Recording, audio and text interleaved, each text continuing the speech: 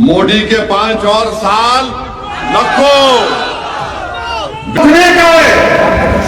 जमहूरियत में अपनी आवाज को सुनाने का वक्त है। दुनिया में जल दिलाने का काम करते हैं और अगर इस देश के खेत खलिहानों में उतर करके हार्दिक स्वागत वंदन अभिनंदन करते हैं और उनके बगल में बैठी हम लोग की नेता कृष्णा दबा करके जनाब गगन प्रसाद यादव साहब को कामयाब बनाए।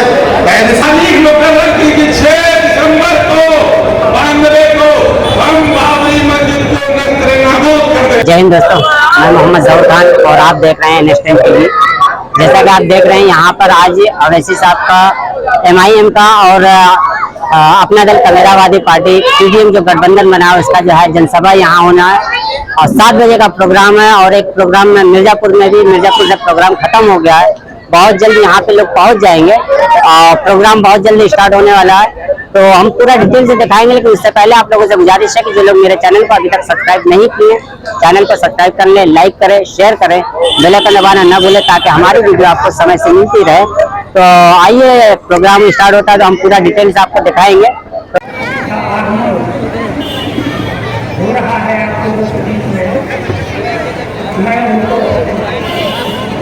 उनका हार्दिक अभिनंदन और स्वागत करते हुए सभा में उपस्थित सभी आगंतुकों का मैं हार्दिक अभिनंदन और वंदन करता हूँ। मैं सभी को सलाम करता हूँ। मैं बाबरी मस्जिद आज भी हमारी मौजूद है।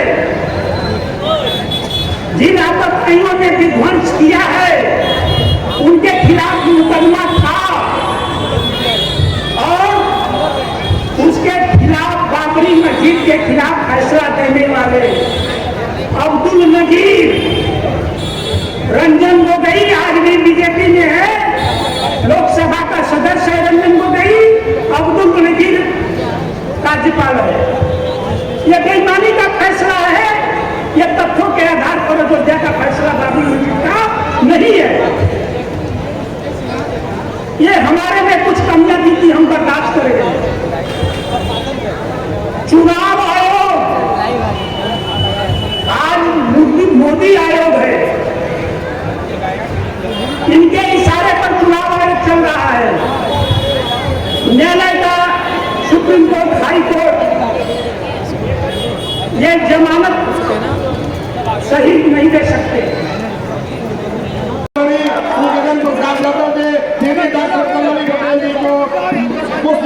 सम्मानित कर रहे हैं, स्वागत कर रहे हैं। आदरणीय बंधुओं, समय की अपनी एक सीमा है, हमारे पास समय। हमारे बीच में माननीय प्रदेश के अध्यक्ष AIMIM के जनाब शौकत अली साहब हैं, जो कि समय हमारे पास कम है, इसलिए माननीय प्रदेश अध्यक्ष से गुजारिश करूंगा कि आप आवे और तमाम अपनी जनता को, तमाम अपने लोगों को अपने बात कहते हुए आप सभी साथियों को संबोधित करें। आदरणीय जनाब प्रदेश अध्यक्ष AIMIM।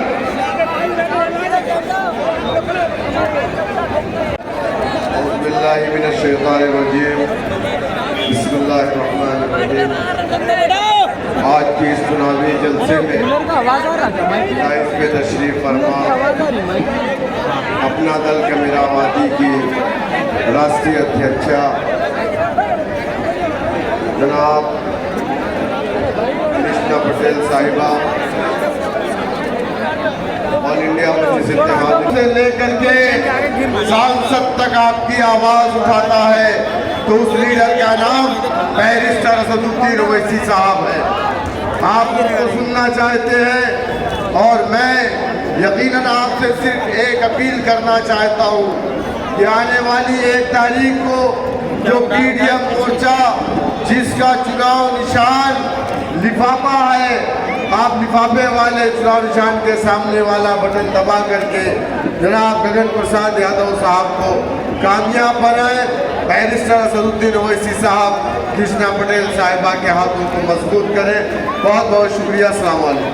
जनाब उमेश साहब, आज इसरेवड़ी तालाब के मैदान में वाराणसी लोकसभा में पीडीएम की आवाज को बुलंद करने के लिए, पिछड़ा दलित मुसलमान की आवाज को पूरे देश में बुलंद करने के लिए, पूरे देश में चुनाव ही नहीं, चुनाव के बाद भी जब भी अकलियत के ऊपर, पिछड़ा के ऊपर, दलित के ऊपर जुल्म होता है तो पूरे देश में सबसे बुलंद आवाज बोलने वाले असद साहब का मंच पे हार्दिक स्वागत, वंदन, अभिनंदन, खैर मकदम करते हैं।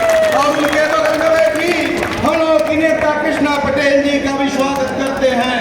उनके बगल में बैठी 2022 में भारतीय जनता पार्टी के लहर में उत्तर प्रदेश के अहंकारी डिप्टी सीएम के सीने पे लात रख के विधानसभा में जाने वाली डॉक्टर पल्लवी पटेल जी का भी बनारस में स्वागत करते हैं। क्योंकि साथियों वक्त कम है और आज असद साहब को सुनना है, लेकिन चंद बातें आपसे जरूर करना चाहता हूं। आपसे ये कहना चाहता हूं कि जब पूरे पूर्वांचल में, खास करके बनारस में कांग्रेस और भाजपा के बीच में नूरा कुश्ती हो रही थी, एक तरफ इस देश का प्रधानमंत्री जो पिछले 10 साल से यहाँ का सांसद है, उसके सांसद के रहने के बाद भी पीएचयू में आईसीयू और दवाई के लिए एक डॉक्टर भूख हड़ताल पे बैठा है। एक तरफ जब पीएचयू और विद्यापीठ में जहां हम छात्रवृत्ति से पढ़ लिया करते थे, वहां गरीब किसान बुनकर का नौजवान नहीं पढ़ पा रहा है। एक तरफ वो हाफ पैंट पहन के जो मोदी लड़ रहा है, जो बुनकर की फ्लैट रेट बिजली पे हमला करता है, जो किसान की भूमि अधिग्रहण के लिए किसान के सिर पे लाठी मारता है और जमीन पे खून गिरता है। इसी बनारस में बैरवन में किसानों की जमीन वैदिक सिटी के नाम पे, ट्रांसपोर्ट नगर के नाम पे, काशी द्वार के नाम पे, ऐसी यूनिटेक योजनाओं के नाम पे लूटता है। तो ऐसे माहौल में जब एक तरफ वो हाफ पैंट पहन के 10 साल से विकास का जो नारा दे रहा था, आज सबका साथ सबका विकास की बात न करके नफरत की बात करता है, आज बात करता है पाकिस्तान की बात करता है, मुसलमान के खिलाफ नफरत की बात करता है, तमाम ऐसी नफरती बातें करता है। अब वो सबका साथ सबका विकास की बात नहीं करता है। जब बनारस में उसको हराने की बात थी तो ये इंडिया अलायंस के लोग 4 बार भाजपा का विधायक रहा, उस राय को लाते हैं जो राय तमाम हमारे नौजवानों के हत्या के जिनके ऊपर आरोप है, जो गुंडा लंपट ठेकेदारों का नेता कहा जाता है। एक तरफ हाफ पैंट पहन के मोदी, दूसरे तरफ हाफ पैंट के ऊपर फुल पैंट और गांधी टोपी लगाकर ये राय आता है। तो कहना चाहता हूं, आज फिर आपसे बात करेंगे, कल मौका है। आज केवल इतना कहना चाहते हैं, इन दोनों के बीच में आज असद साहब और डॉक्टर पल्लवी पटेल ने इस जो नौजवान को भेजा है, ये पीएचयू से स्नातक और काशी विद्यापीठ से वकालत करने के बाद यूनिवर्सिटी के अध्यक्ष का चुनाव लड़ा। 2008 में जब बकरीद की तलाशी के नाम पे पटना में हमारे मुसलमान समाज के लोगों से जाके देहात में पूछिएगा जुल्म हो रहा था, तो श्रीपति मिश्रा जो यहाँ का एसपीआरए था, आरएसएस के लोग जब चाहते थे कि बकरीद पे पीएससी लगा के तलाशी हो, तो महीनों महीनों पुलिस की लाठी जब कमर के ऊपर उठी तो रोक के जेल जाने का काम करता है। ऐसे नौजवान को अगर पीडीएम की आवाज उठाने के लिए बनारस में भेजा गया है, तो आपसे इतना कहना चाहता हूं, एक लाइन कह के खत्म करना चाहता हूं कि अगर ऐसे नौजवान को बनारस में असद साहब ने अपनी दुआएं लेकर आपके बीच में और अपना आशीर्वाद लेकर राजमाता कृष्णा पटेल जी ने और अपनी पूरी ताकत से डॉक्टर पल्लवी पटेल जी लड़ा रही हैं, तो 1 जून को वोट पड़ जाएगा, 4 जून को वोट गिना जाएगा, लेकिन 4 जून के बाद भी कभी मुसलमान की बात होगी, पिछड़ा की बात होगी, दलित की बात होगी, तो यही डायस पे बैठे हुए लोग पूरे देश में उस आवाज को उठाएंगे। ये हारने जीतने की बात करने वाले लोग नहीं उठाएंगे। जुल्म और जातियां तब भी होंगी, तब भी लड़ना पड़ेगा। इसलिए आपसे ये कहते हुए ये हराने जिताने वाले लोगों को रोकना पड़ेगा। और अगर बनारस में आपसे कह के जाना चाहता हूं कि अगर मोदी को कोई हरा सकता है, इन फिरका परस्ती ताकतों को कोई हरा सकता है, अगर किसानों, बुनकरों और नौजवानों के हक मारने वाले, बुनकर के पेट के लात मारने वाले को अगर कोई हरा सकता है, तो इंदिरा को जैसे मेरे गांव के लोग बंधु राजनारायण ने हराया था, वैसे एक आम आदमी गगन यादव हरा सकता है। ये राय जो दिन में रोता है, रात में गलबैया करता है, ये नहीं हरा सकता है। इसलिए ज्यादा लंबा न करते हुए हमारे सीनियर नेता बैठे हैं, आपसे केवल इतना कहते हुए कि हमारे नेता को आप सुने, ये संजीदा इलाका है बनारस का, बड़े संजीदा लोग यहाँ रहते हैं। यहाँ से जो मैसेज होता है उसे पूरा बनारस मानता है, इस मदरपुरा और रेडी तालाब के।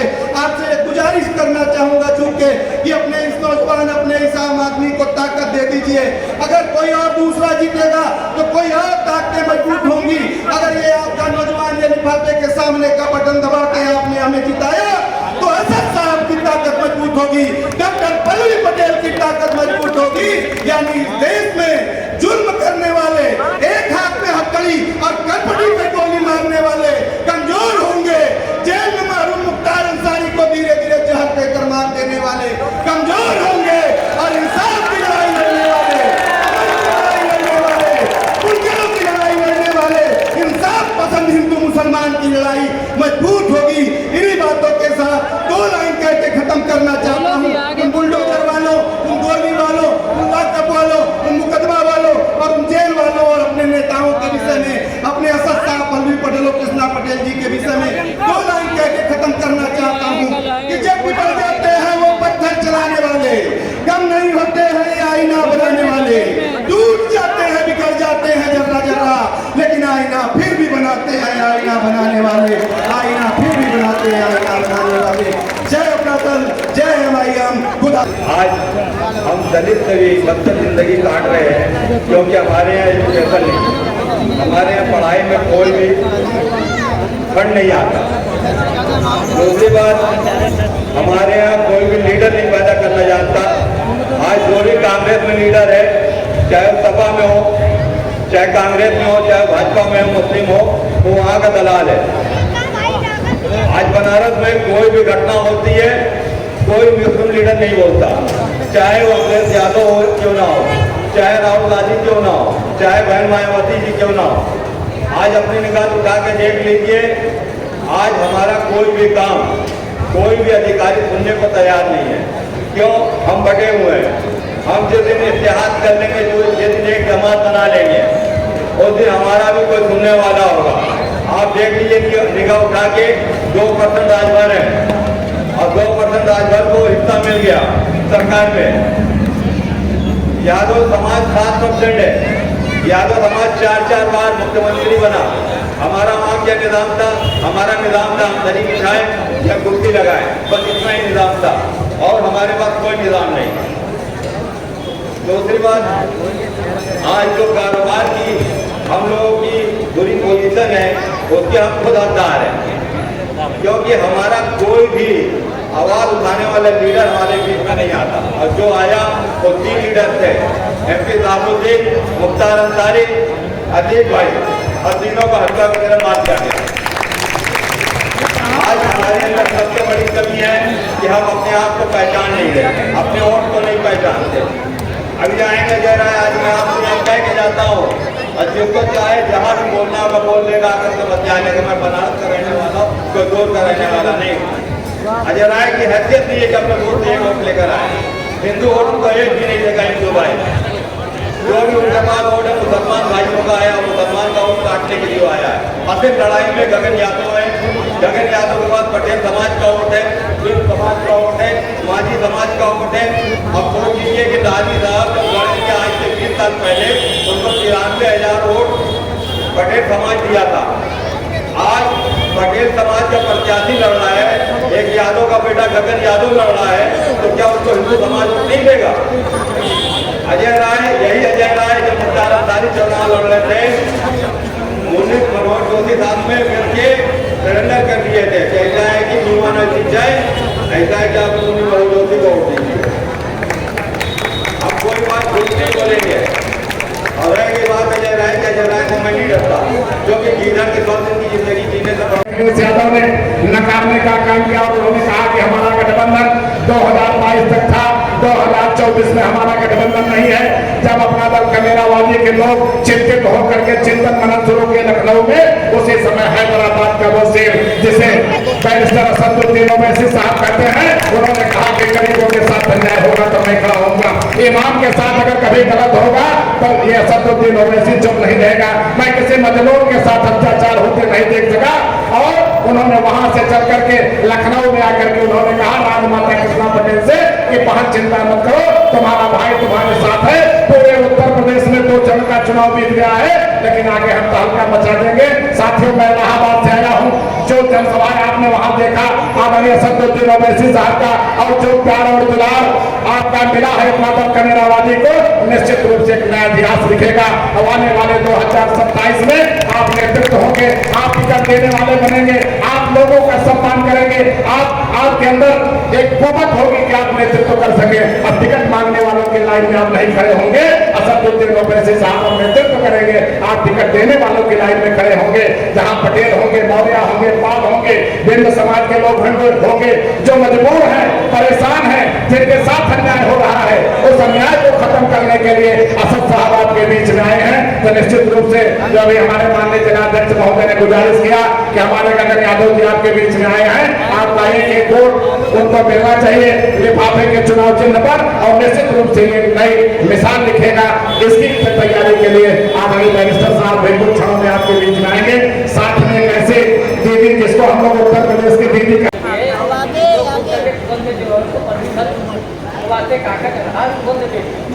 और उसके बाद हमारे यहाँ जो भी शिक्षा कर्मचारी उनके भी धन्यवाद, और जो भी एलआईओ वाले उनके लिए, और उसके संग संग आज देखिए हमारा ये अपना घर से कुछ नया लगाव नहीं, हमारा जो सोनीला रिजर्व है वो भी उनके साथ हम लोग चलते थे, और आज उनके बाद भी जो है उनके पति पटेल है।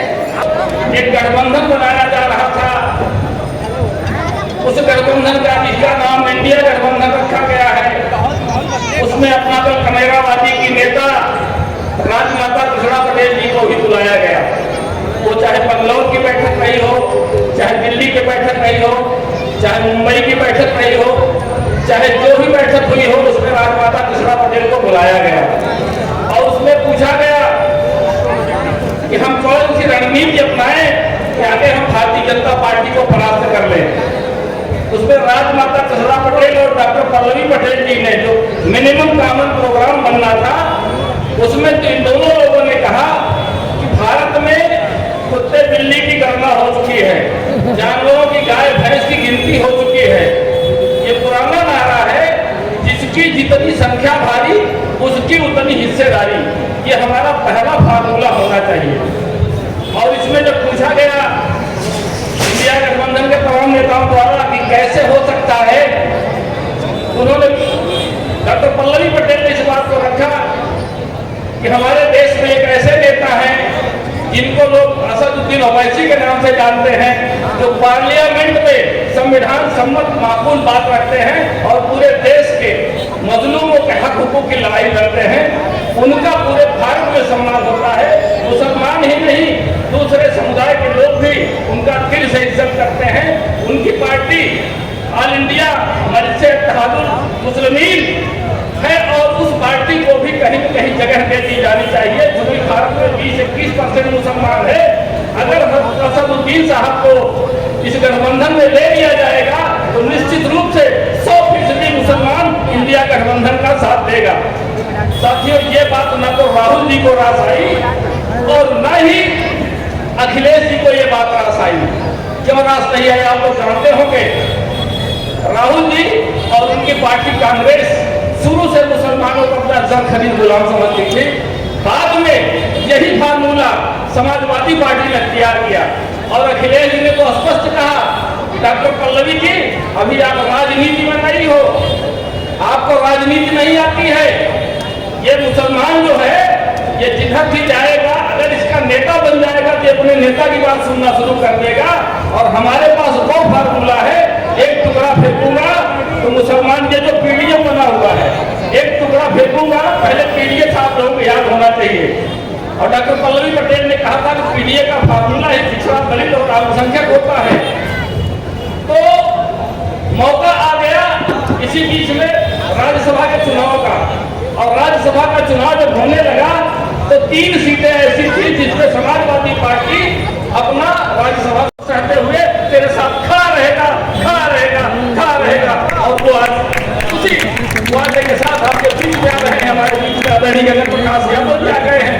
साथ ही में एक चीज मैं और कहना चाहूंगा, कई लोगों से मेरी बात हो रही थी, आज मैं 3 बजे यहाँ आ गया था, कई लोगों से बात हो रही थी। कुछ लोगों ने कहा कि इंडिया गठबंधन में वोट इसलिए कर रहे हैं ताकि भाजपा हार जाए। तो मैं एक बात याद दिलाना चाहता हूँ, इंडिया गठबंधन में उत्तर प्रदेश में कोई नए लोग नहीं आए हुए के साथ, क्या आप उसको हरा पाए? नहीं हरा पाए।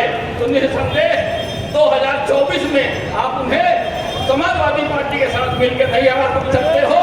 और आज मैं इस बात को दावे के साथ कह रहा हूँ, जो भी समुदाय, जो भी समाज अपने समाज के राहबरों की इज्जत नहीं करता है, उसका इतिहास मिट जाता है। और जिसका इतिहास मिट जाता है वो कई पीढ़ियां मजलूमों की जिंदगी जीता है, गुलामों की जिंदगी जीता है। आज हमारे बीच में पल्लवी पटेल जैसी रहनुमा, असदुद्दीन ओवैसी जैसे रहनुमा पैदा हो चुके हैं, जो हमें जगाने का काम कर रहे हैं। हमें निश्चित रूप से उनका साथ देना चाहिए। कौन हार रहा है, कौन जीत रहा है, तो हमको न जा करके अपने समाज के राहबरों की इज्जत करनी चाहिए और उन्हें वोट देना चाहिए। हमारे बीच में पीडीएम के प्रत्याशी रिलायंस के तमाम पदाधिकारीगण एवं बनारस के दिल कहे जाने वाले मदनपुरा के सम्मानजनक बुजुर्ग और नौजवान साथी, आप सबका मैं खैर मकदम करता हूँ और आपकी बारगाह में सलाम पेश करता हूँ। अस्सलामु अलैकुम रहमतुल्लाहि व बरकातहू। आज यहाँ से बात हो रही है कि ऑल इंडिया मजलिस इत्तेहादुल मुस्लिमीन के राष्ट्रीय अध्यक्ष बनारस के अंदर आ रहे हैं। एक बार आए, दो बार आए, आखिर उनको ऐसा क्या दिख रहा है? तो मैं आप लोगों को बता दूं कि शेर को शेर ही नजर आता है। आपके बीच में हमारे प्रत्याशी पीडीएम के श्री गगन प्रकाश यादव एक शेर है, जो शेर की तरह दहाड़ते हैं। आपकी बात हमारे शेर की तरह जाके आप लोग जिताएंगे तो पार्लियामेंट के अंदर रखेंगे। वो शेर जिनके बारे में आप लोग शायद नहीं जानते, आप लोगों की लड़ाई के लिए काफी लड़ाइयां लड़ी है। एक बेहतरीन प्रत्याशी आपके बीच में और हमारे पीडीएम प्रत्याशी श्री गगन प्रकाश यादव जी है। इसीलिए हमारे ऑल इंडिया मजलिस इत्तेहादुल मुस्लिमीन के राष्ट्रीय अध्यक्ष आपके लिए बार बार आए और आएंगे भी। हम लोग बात हम रखना चाहेंगे कि हम लोग अपने वोटों की अहमियत को नहीं समझते और अपने वोटों को कहीं भी देकर चले आते हैं। हम लोग अपने वोट के बारे में देने से पहले ये नहीं सोचते कि हम जिसे वोट दे रहे हैं तो हमारे काम का आदमी है कि नहीं। हम लोग वोट देने के बारे में ये नहीं सोचते कि हमारे नौजवान बुजुर्ग का साथ देगा कि नहीं। हम लोग वोट देते समय ये नहीं सोचते कि हमारे वोट दे रहे तो हमारे नस्ल के बारे में फायदेमंद है कि नहीं। हम लोग आजादी के बाद से वोट जिनको देते आ रहे हैं, कहीं ना कहीं हमारे वोट से ताकतवर हो गए, लेकिन ताकतवर होकर हमारी लड़ाई न कभी लड़ी है, नहीं उनके मिजाज में है कि ना हमारी लड़ाई लड़े। आपके सामने मैं गुजारिश करूंगा कि आप मंच पर आए और बड़े सम्मान के साथ पीडीएम के जो हमारे पदाधिकारी कार्यकर्ता साथी हैं, माननीय श्रीमान जी को मंच पर ले आए।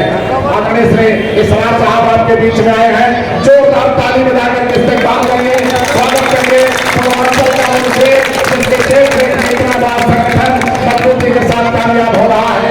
इस मंच के माध्यम से यहाँ की रहते पर आलम इसरार साहब का बहुत बहुत खैर मकदम स्टेज पे तशरीफ फरमा है और हमारे अपना दल कमेरावादी के जिला तशरीफ फरमा है और हमारे एमआईएम के जिला अध्यक्ष हाजी इम्तियाज और अब्दुल कुरैशी साहब भी यहाँ तशरीफ फरमा है।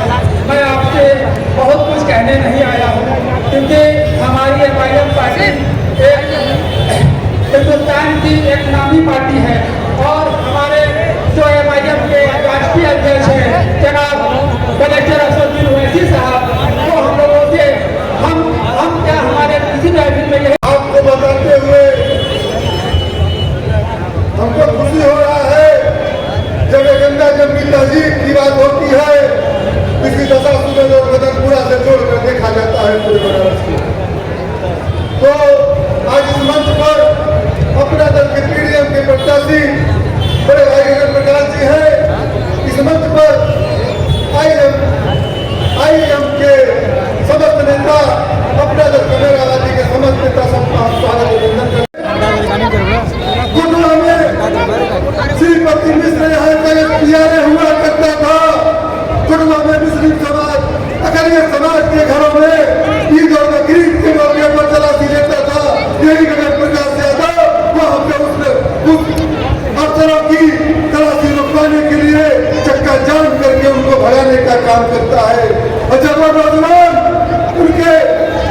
चांद सूबे को फेर देता है तो उसको आप लोगों के बीच में बनारस की जमीन से लड़ रहे हमारे गगन प्रकाश यादव जी और मंच पर बैठे तमाम नेतागण और हमारे बीच में उपस्थित चंद मालिक जो सभी हमारे सामने हैं, सबको अपने हृदय की गहराई से नमन करता हूं। साथियों, मैं आपको बताना चाहता हूं, आप लोगों की ताकत, आप लोग अपनी ताकत को आजमाना चाहते हैं और आप अपने बीच में जो 10 साल का कसर है उसको बदला लेना चाहते हैं, तो ये दिन आपका है। और ये 1 तारीख है, 1 तारीख को आप अगर इसको जैसे 2022 में अभय पटेल को रोहनिया में आप लोगों गए हुए हैं, वहीं दूसरी तरफ आज सूबे के मुखिया के बोल बिगड़ में सूबे के मुखिया ने एक चुनावी जनसभा में तकरीर करी और इस तकरीर में उन्होंने यह बात कही कि अब उत्तर प्रदेश में मस्जिदों से माइक उतर गए, अजान की आवाज आने वाले 5 सालों में सुनाई नहीं देगी, उसके लिए लफ्ज इस्तेमाल किया, चिल्ला पुकार ये लफ्ज इस्तेमाल किया। तो उत्तर प्रदेश के मुखिया, मैं मोदी के इस बनारस में माइक से हरी जनता के सामने पब्लिक प्लेस पर अजान के अल्फाज इस्तेमाल कर रहा हूं। अल्लाहू अकबर, आप भी बोले अल्लाहू अकबर, अल्लाहू अकबर। बड़ी थकी आवाज है आप लोगों की और आप उस सूबे के मुखिया को चैलेंज करने की बात कर रहे हैं जो ये कह रहा है कि हमारे यहाँ नमाज सड़क में बंद हो गई और आप अपने मोहल्ले में बैठे हो, अजान के अल्फाज नहीं दोहरा सकते। मेरे साथ दोहराओ अल्लाहू अकबर। ये आवाज उत्तर प्रदेश के विधानसभा तक पहुंचनी चाहिए और सूबे के मुखिया के कान के अंदर तक पहुंचनी चाहिए। इतनी तेजी से आपसे नज़ारा सुनना चाहता हूं। अल्लाहू अकबर, अल्लाहू अकबर। साथियों, सूबे का मुखिया ये कहता है कि सत्ता में जो विपक्ष के लोग हैं उनके अंदर तालिबान शासन लाना चाहते हैं। तालिबान शासन का मतलब होता है इस्लामिक शरीयत का कानून, उससे तय हुआ है मामला। अभी सूबे का मुखिया महाराष्ट्र में कह रहा था कि विपक्ष के अंदर औरंगजेब की आत्मा घुस गई है। किसकी आत्मा घुस गई है? औरंगजेब की आत्मा घुस गई है। हिंदुस्तान किसी दौर में कहा जाता था कि हिंदुस्तान सोने की चिड़िया थी। कहा जाता था, तारीख में किताबों में लिखा है कि हिंदुस्तान सोने की चिड़िया थी और इस मुल्क में दूध की नदियां बहती थी। ऐसा तारीख की किताबों में आप सबने पढ़ा होगा। हिंदुस्तान की तारीख में वो कौन सा दौर था, जरा बताएं आप लोग, जब हिंदुस्तान में मुगल हुक्मरान यहाँ हुकूमत कर रहे थे, तब दिल्ली की कुर्सी पर औरंगजेब रहमतुल्लाह अलैह बरसरे इक़्तिदार थे। उस समय हिंदुस्तान की जीडीपी 27% थी। कितनी थी भाई? 27% थी। मतलब इसका क्या हुआ, पूरी दुनिया की जितनी पूंजी थी उस पूंजी में अकेले हिंदुस्तान के पास उसका 27% हिस्सा था। हिंदुस्तान की जीडीपी औरंगजेब रहमतुल्लाह अलैह के दौर में 27% थी और हिंदुस्तान की दौलत की लालच में ब्रिटेन से चलकर लोग हिंदुस्तान तिजारत करने आते थे और ये पूछा गया आज के बड़े दानिश्वर उलमा, इसको हम बेईमान उलमा कहते हैं। उलमा हमारे सर का ताज है और हम उलमाओं की रहनुमाई में अपनी जिंदगी गुजारते हैं, लेकिन हमारा उलमा बेईमान नहीं हो सकता। एक उलमा आपको कोई राय देगा तो उसकी निजी राय हो सकती है, उसकी सोच हो सकती है, जैसा उसने सोचा जैसे समझा बता दिया। लेकिन जब कोई उलमा रात के अंधेरे में जेब में जब पैसा आ जाता है तब घर से निकलता है और ये बताता है कि अब की बार भाजपा को रोकना है, इकट्ठा हो जाओ, तब ये सवाल उठता है कि एक आदमी गुजरात से रथ यात्रा लेकर निकला 90-92 के आसपास और उसने दावा किया कि मैं बाबरी मस्जिद गिराने जा रहा हूं।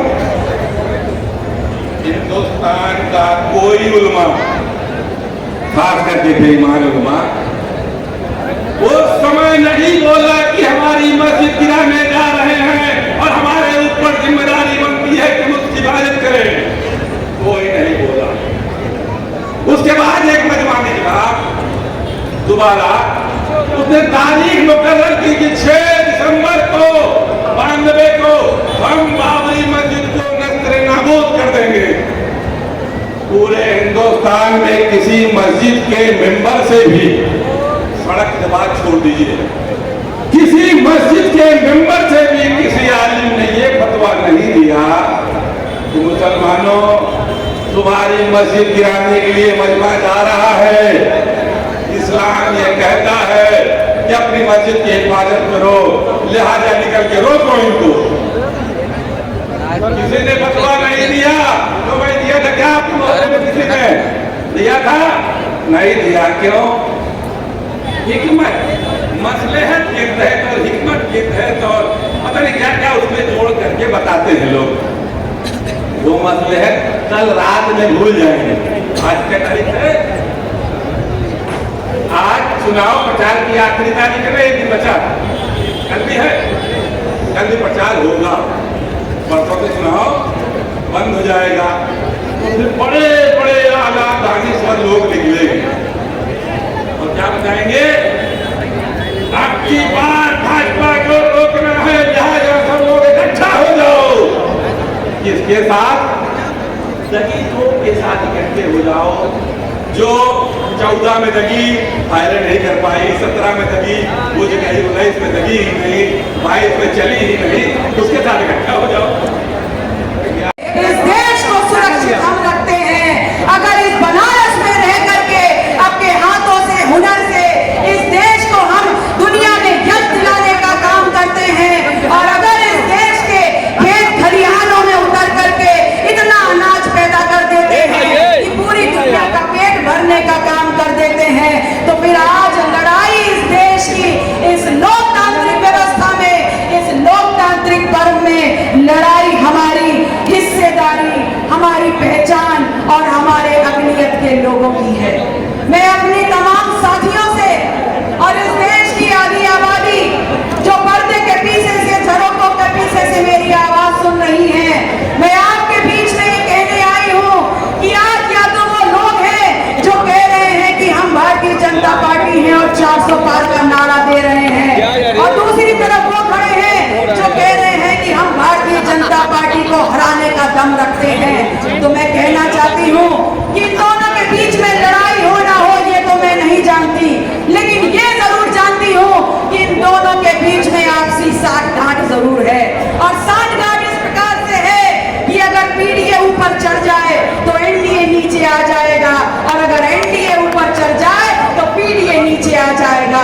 इस सोच के साथ कि सत्ता या तो इनके हाथ में रहे या उनके हाथ में रहे, लेकिन किसी भी सूरत में इस देश की सत्ता इस आम आदमी के हाथ में ना आने पाए। ये पीडीएम, ये पिछड़ा दलित आदिवासी मुसलमान का जो आंदोलन है, ये इस देश के आम आदमी का आंदोलन है। और आज पीडीएम के प्रत्याशी के रूप में एक आम आदमी, बनारस का एक आम आदमी जो बुनकरों के साथ खड़ा रहा, तो जब किसानों की जमीन लूट रही थी उनके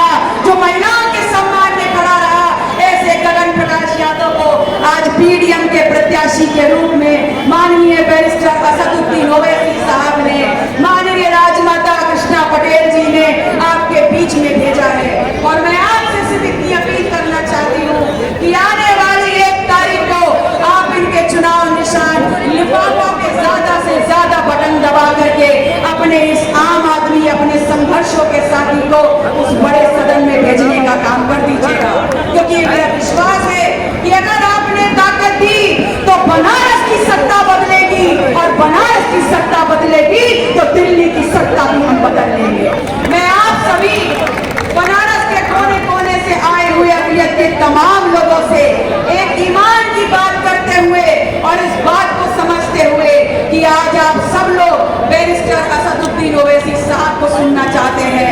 अपनी बात को समाप्त करते हुए और आप लोगों से रजा लेते हुए सिर्फ 2 लाइन कहना चाहूंगी कि तुम ही नहीं हो वारिसे, तुम ही नहीं हो वारिसे शब्बीर मोमिनो, हम भी तो कह रहे हैं हमारा हुसैन था। बहुत बहुत धन्यवाद, शुक्रिया, जय नगर, जिसने पूरे भारतवर्ष ही नहीं पूरे विश्व में अपना नाम रोशन किया है। गरीबों की लड़ाई के लिए, मजलूमों की लड़ाई के लिए बनारस के धन्य धरती पर AIMIM के राष्ट्रीय अध्यक्ष बैरिस्टर असदुद्दीन साहब को बुलाए। एक जोरदार नारे से आपका इस्तेमाल करते हैं। बैरिस्टर असदुद्दीन ओवैसी जिंदाबाद, ओवैसी जिंदाबाद, जिंदाबाद। आदरणीय बैरिस्टर साहब।